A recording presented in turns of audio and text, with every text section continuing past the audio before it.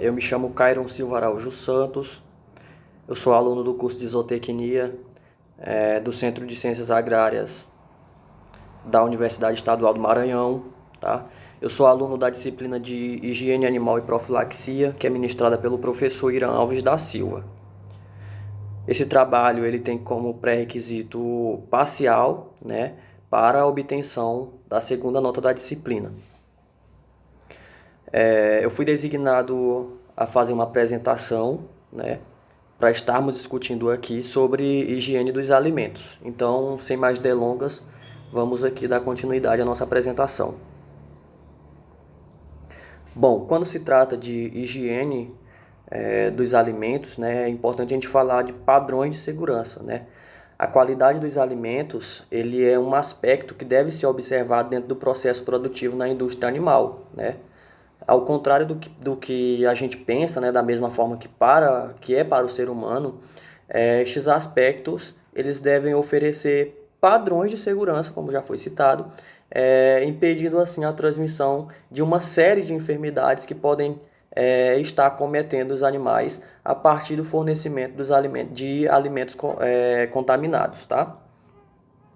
A contaminação por fungos como Aspergillus spp e também bactérias como a Salmonella spp e Clostridium spp são alguns exemplos de agentes infecciosos que podem estar, né, veiculados através dos alimentos que são fornecidos para os animais, tá?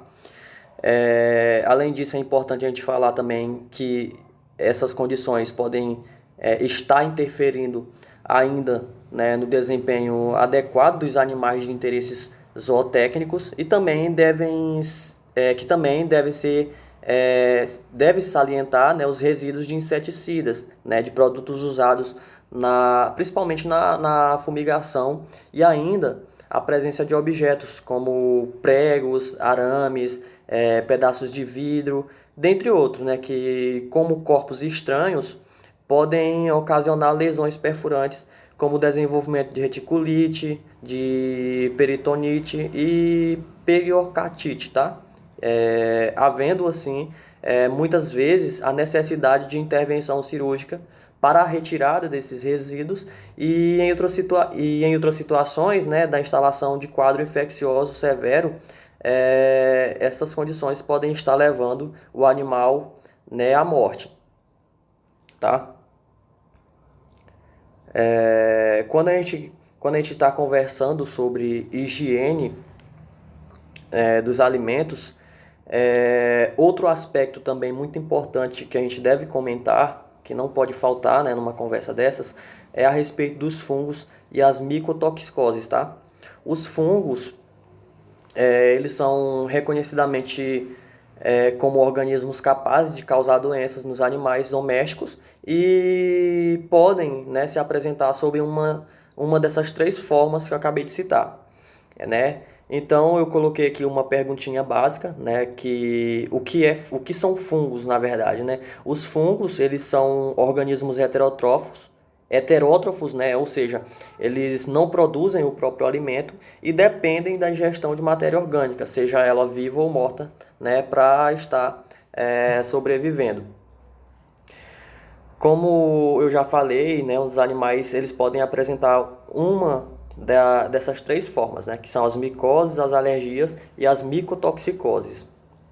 As micoses, elas são doenças, né, resultantes da invasão, né, e também da colonização de um tecido por alguma espécie de fungo, enquanto que as alergias elas são reações de hipersensibilidade, né, do hospedeiro, em que os fungos eles atuam principalmente pelos conídeos, né, que são estruturas responsáveis por sua reprodução, tá? Enquanto que as micotoxicoses elas são causadas, né, pela ingestão de alimentos contaminados por metabólitos fúngicos que que possuem, né, a ação tóxica denominada de micotoxinas, tá? As micotoxicoses, elas têm se comportado como um crescente problema sanitário, né, sobretudo nas espécies criadas em total confinamento. Entre essas espécies né? A gente pode citar aqui os suínos e as aves, né? Que apresentam uma predisposição especial para as micotoxinas, tá? Bom, as propriedades rurais, normalmente elas carecem de boas condições para o armazenamento de rações, né, bem como de seus ingredientes, que são usados para formular as rações. Muitas vezes esses ingredientes eles são utilizados para o preparo na própria fazenda, né, que acaba aí sendo um problema relevante. Né? Essa situação ela predispõe os alimentos armazenados à contaminação por micotoxinas, né? Já que elas favorecem a sua colonização por fungos. Os problemas causados pelas micotoxinas, elas independem do grau de mofo, né, que um determinado alimento esteja apresentando. Em outras palavras, mesmo que um alimento não seja, ou melhor, não esteja visivelmente mofado, né, provavelmente poderá apresentar alguma contaminação por fungo, né, em algum nível, levando em consideração a presença deles na natureza, né? O termo micotoxicose ele deve denominar o conjunto de doenças, né, causadas pelas micotoxinas e ser utilizado somente em denominações genéricas. Porém, sempre que a gente diagnostica, né, essas micotoxinas, e também como um agente etiológico de um quadro patológico, né? Esse quadro ele deverá ser denominado especificadamente de modo que identifique a micotoxina causadora da doença, né? Assim, a gente vai ter as aflotoxicose, né, para a denominação das intoxicações causadas principalmente pelas aflotoxinas. Nós temos também a ocrotaxicose para as intoxicações por ocratoxinas e a vulvovaginite, né, causada pelas intoxicações por zearalenona, né, dentre outras. É importante a gente falar também que as micotoxicoses mais comumente observadas, elas têm sido a aflotoxicose, que são intoxicações causadas por diferentes aflotoxinas produzidas por Aspergillus fluvis e dentre outras, né? Quanto aos alimentos, a maioria daqueles usados como matérias-primas para a fabricação de rações podem ser contaminados por fungos, né, e apresentarem substrato para a formação das micotoxinas. Segundo a literatura consultada, né, já foram detectadas toxinas fúngicas em milho, né, trigo, arroz, aveia, centeio, dentre outros, né? E como matérias-primas mais perigosas, a gente pode estar citando aqui as tortas de amendoim e também de algodão, né? Esses alimentos eles estão mais vulneráveis a desenvolver esses fungos. É importante a gente dizer também que os Aspergillus fluvis ele é encontrado em 70% de todos os alimentos vegetais, né? E, entretanto, a capacidade de formar toxina não deve ser atribuída somente às propriedades específicas das cepas envolvidas, né? Mas também em função do seu substrato nutritivo. A aflotoxina, né, uma vez formada, ela pendura por longo tempo no alimento, né? Outra característica relevante é o fato delas, né, de mesmo ser termorresistente, né, resistindo aí a uma temperatura de até 220 graus Celsius, né, o que faz permanecer nos alimentos, tá? Quando a gente está falando de higiene dos alimentos, outro ponto importantíssimo a ser discutido são os efeitos da aflotoxina em animais domésticos, tá? É importante a gente dizer aqui que as aflotoxicoses podem ser aguda, subaguda e crônica, tá? E enquanto a importância das aflatoxinas em termos científicos, práticos ou econômicos, ela começou a ser conhecida, né, a partir de 1960 na Inglaterra, né, com a morte de milhares de perus jovens, né, devido à intoxicação causada por torta de amendoim mofada. É importante dizer que essa grave intoxicação ela foi relacionada à ração utilizada, né, para os animais, né, contaminada aí por Aspergillus fluvis. A toxina isolada ela foi identificada e denominada como aflotoxina, né, tendo como origem da primeira letra de Aspergillus, que significa fla, e proveniente de flavus, né?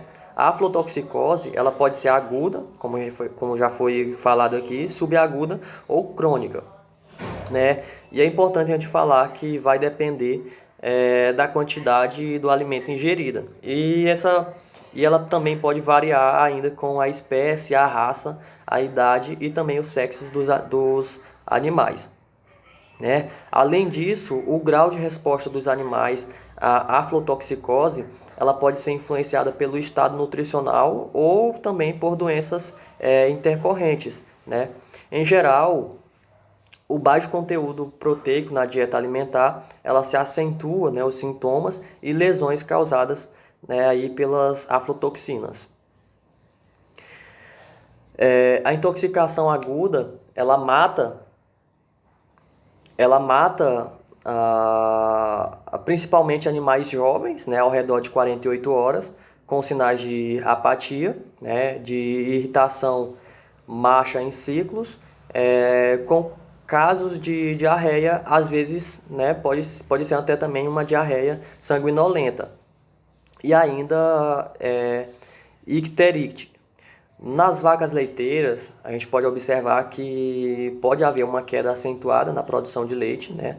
Nos casos sem manifestações clínicas, as vacas elas eliminam cerca de 0,35, né, da quantidade de toxina ingerida pelo leite, segundo a literatura consultada, né? É importante dizer que, levando em consideração a evolução da doença, né, que muitas vezes é atípica, ela torna-se difícil de estabelecer o diagnóstico, né, e muitas vezes ele acaba sendo somente um diagnóstico suspeito, tá? O que pode confirmar o diagnóstico é o histórico, né, e o encontro de alimentos morfados, que devem ser enviados para o laboratório, né, para fazer a análise e também fazer a identificação. A partir do diagnóstico, não existe tratamento específico para os animais que foram acometidos, que foram infectados, né? Uma atitude imediata a ser tomada é a substituição, né, dos alimentos por outro de mesma qualidade nutritiva, porém de fonte diferente e presumivelmente com boa qualidade em termos sanitários, tá? Pode ser, pode ser tentando tratamento sintomático, né, para melhorar as condições do animal, né? O ponto-chave do combate às micotoxicoses, ela se concentra na adoção de medidas profiláticas que se baseiam na conservação adequada dos alimentos e rações, né, mantendo-os secos e ventilados, evidentemente em local apropriado para tal finalidade, tá? A formação de aflotoxina ela pode ser evitada pela adoção de práticas corretas de colheita, né, de secagem e também de armazenamento dos produtos agrícolas que são destinados à fabricação de ração, né? O local de armazenamento ele deve ser limpo e livre de insetos, e controle de umidade e também de temperatura devem ser levados em consideração, tá? Então, recomenda-se a utilização do ácido propiônico, né, quando do preparo de ração como conservador antes de seu armazenamento, principalmente para impedir a deteriorização microbiana, tá?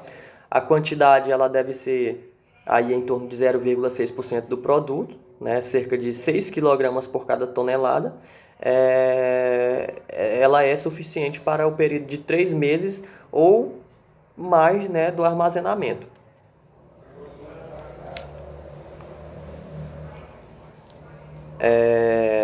É importante também a gente falar sobre os efeitos, né, que tem as micotoxinas nos animais. Alguns dados essenciais sobre aflatoxinas as aflatoxinas são cancerígenas, né? O milho, as sementes de algodão, o amendoim e outros frutos secos são os principais alvos da contaminação por aflatoxinas. Os animais jovens de qualquer espécie são mais vulneráveis aos efeitos das aflatoxinas do que os adultos, como já foi falado aqui. Quando a gente está falando sobre higiene dos alimentos, é importante a gente falar também sobre os agentes bacterianos, né? De acordo com as pesquisas conduzidas aqui no Brasil, né, e também em outros países, a fonte de infecção mais importante de Salmonella SPP são as raças, né, principalmente as que contêm proteína de origem animal. Diferentes espécies de animais, elas funcionam como reservatório de salmonela, né, no trato digestivo, né, eliminadas pelas fezes. A contaminação de carcaças, ela pode ocorrer no momento da sua preparação e assim funcionam como fonte de infecção para o ser humano. Né, com o objetivo de verificar a contaminação por Salmonella SPP em ingredientes para a formulação de ração e concentrados proteicos e rações para suínos, foi desenvolvido estudos, né, em granjas do estado de Santa Catarina, né, do total de 379 amostras que foram estudadas, né, examinadas para pesquisa de Salmonella SPP, 22 contendo 5,8%, elas estavam contaminadas, destacando-se pela maior percentual de amostras positivas, né, a farinha de carne e também de ossos bovina. Além das salmonelas, são importantes as bactérias do gênero Mycobacterium e muito relevante o Mycobacterium avium, né, que podem ser veiculadas principalmente a partir da cama de frangos, né, que são utilizadas como suplemento na alimentação de bovinos, né, sem fermentação prévia adequada para a sua destruição. Né? Dessa forma, introduz-se na propriedade micobacteriose por esses agentes, né, que são capazes ainda de ser transmitida ao homem.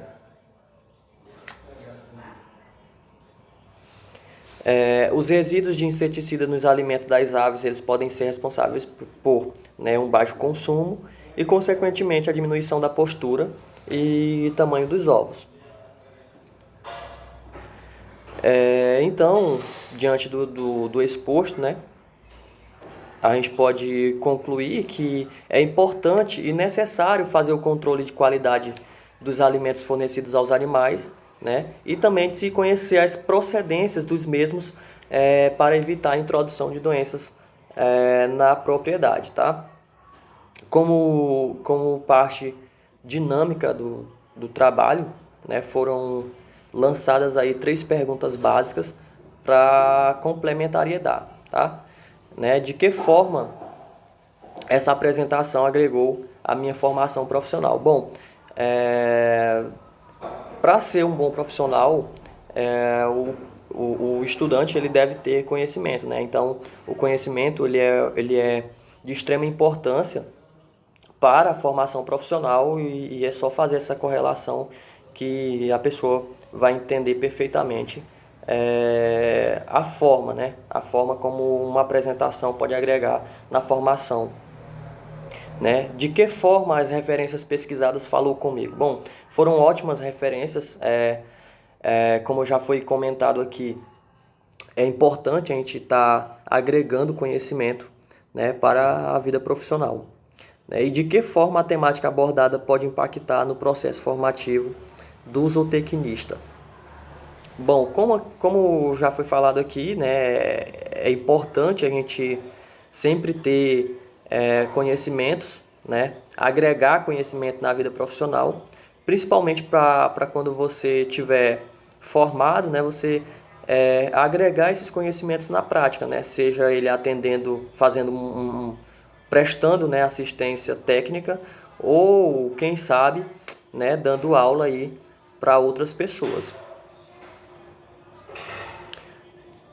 Tá aqui as minhas referências utilizadas, né? Só que como parte funcional, dinamical do trabalho, eu vou fazer aqui, vou colocar aqui um vídeo para ter uma melhor dinâmica, né, no trabalho.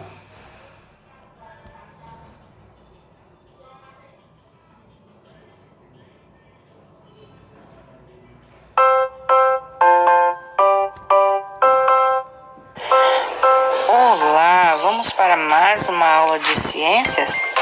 Hoje o nosso assunto é higiene dos alimentos. Em nossas aulas anteriores, nós já aprendemos o quanto é importante a higiene em nossa vida. Nós aprendemos sobre a higiene pessoal, onde cuidamos do nosso corpinho, como tomar banho, escovar bem os dentes, entre outros. E estes hábitos de higiene devemos praticar todos os dias, não é mesmo? E também aprendemos sobre a higiene do ambiente onde vivemos, pois sabemos que um lugar organizado, higienizado, limpo é agradável para se viver e assim nos prevenimos de muitas doenças. Então agora nós vamos aprender sobre a higiene dos alimentos. Você sabe como higienizar os alimentos que você consome? Isso, então vamos aprender. Os cuidados que nós devemos ter com os alimentos, ela deve ser relacionado também no manuseio, a preparação e até no armazenamento dos alimentos, de modo esses a diminuir os riscos de contaminação e nos prevenindo de obter doenças. Pois, se os alimentos não forem bem higienizados corretamente, bactérias, os vírus, entre outros, podem estar nos alimentos e, se consumirmos, pode fazer mal à nossa saúde. Então vamos lá. Como deve ser higienizado os alimentos? Todos os vegetais devem ser lavados em água corrente, incluindo os legumes e frutas, um a um. Em seguida, colocar de molho por uns 10 minutos em água clorada. Após, enxaguar bem com água filtrada e deixar secar naturalmente, se possível. Mas não podemos esquecer que antes de prepará-los, devem novamente serem lavados, ok? Então vamos continuar. Já os alimentos industrializados, aqueles que vêm em embalagens, devem ser higienizados com um pano com álcool. Isso mesmo. E também locais adequados e temperaturas adequadas para que os alimentos não se estraguem. Você viu então como é importante a higiene em nossa vida? Tanto a higiene pessoal como a do ambiente e também da higiene dos alimentos. Cuidando dos alimentos, estamos preservando a nossa saúde. Agora eu tenho para você um vídeo sobre o super sabão. Isso mesmo, é um vídeo bem legal, onde também você vai aprender sobre a higiene dos alimentos. Então você está preparado? Então vamos lá assistir o vídeo. Super sabão contra as parasitoses. Poxa, comi demais. Ai, tô cheio. Socorro! De onde vem esse grito? Tá vindo do pomar. Não estou vendo ninguém, Pedrinho. É mesmo, não tem ninguém aqui. Aqui em cima, pessoal! Não consigo descer! Sem problemas.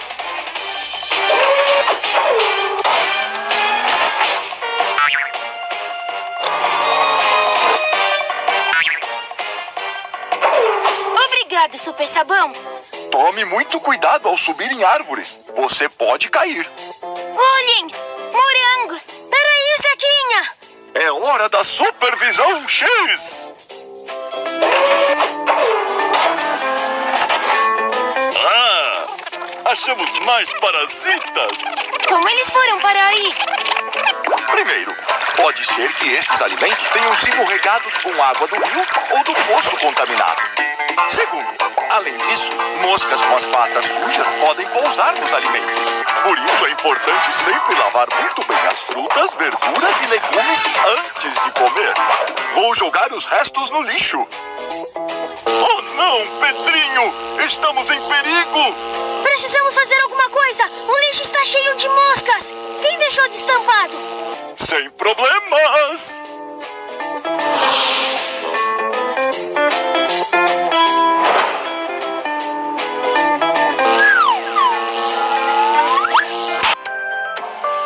E aí, gostaram? Muito legal, não é mesmo? Espero então.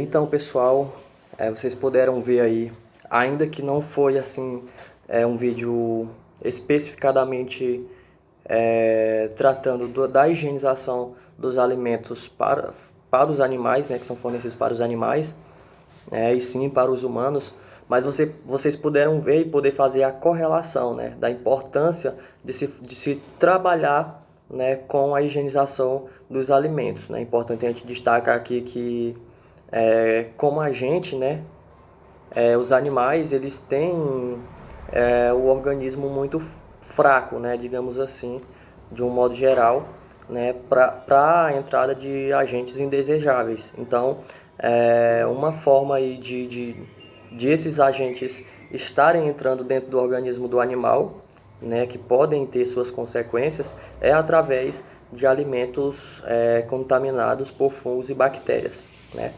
Era essa a minha apresentação que eu queria trazer aqui para vocês. Espero que tenham gostado, tá? E até mais.